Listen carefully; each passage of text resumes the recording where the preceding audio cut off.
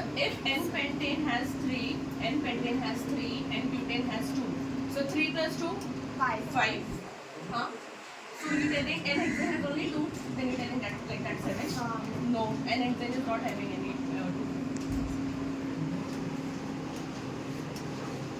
2. You said 3, correct. N-pentane 3 structural isomers are possible. N-butane 2 structural isomers are possible. This is correct. But N-hexane, see, there is one formula which the students of the crash course, majority of the 12th standard students are not aware about. How to find the structural isomers. Now you will be using that particular formula to find the structural isomers of alkanes.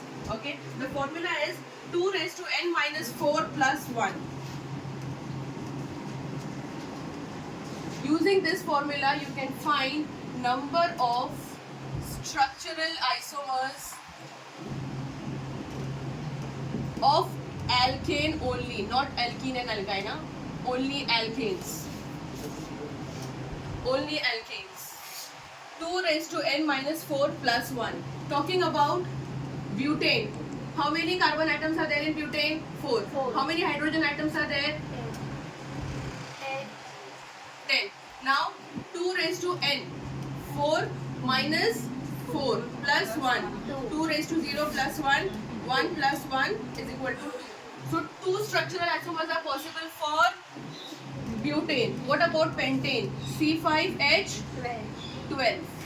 2 raised to 5 minus 4 plus 1. 2 raised to 1 plus 1. 2 plus 1 is equal to 3.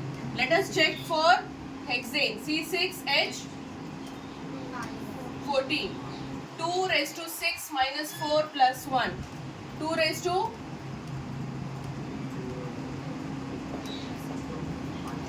so total 3 plus 2, 5 plus 5.